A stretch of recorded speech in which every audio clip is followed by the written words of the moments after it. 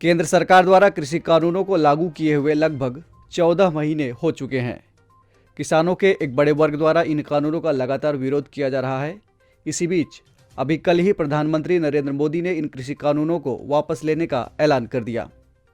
उन्होंने अपने संबोधन में कहा कि सरकार इन तीनों कानूनों को एक अच्छी नीयत से लेकर आई थी, मगर वो अपनी बात किसानों को समझा नहीं पाई।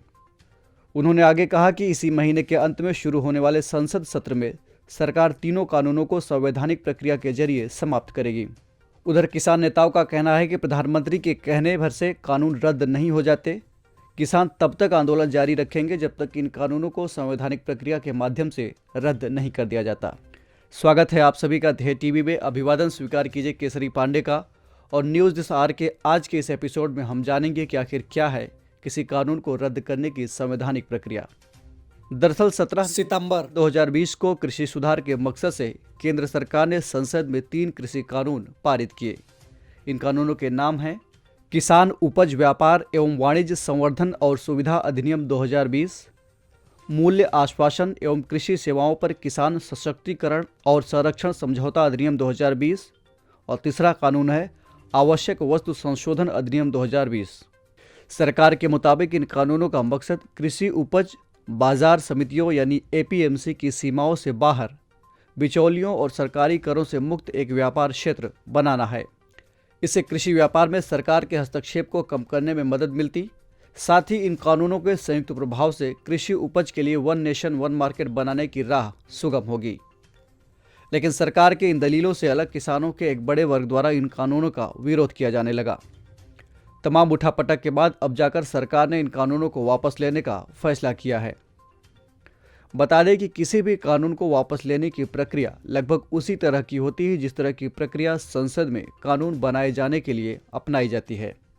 इसमें कई चरण होते हैं। हम बारी बारी से सभी चरणों पर चर्चा करेंगे। पहले चरण में जिस कानून में संशोधन होना होता है अथवा जिस कानून को रद्द किया जाना होता है उसके संबंध में कानून मंत्रालय संबंधित मंत्रालय को सूचित करता है।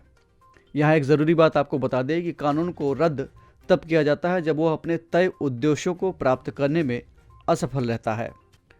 इसके बाद दूसरे चरण में उस संबंधित मंत्रालय के मंत्री संसद में विधेयक पेश करते हैं। तीसरे चरण में संसद के दोनों सदनों से यानी लोकसभा और राज्यसभा से इस विधेयक को बहुमत से पारित कराया जाता है।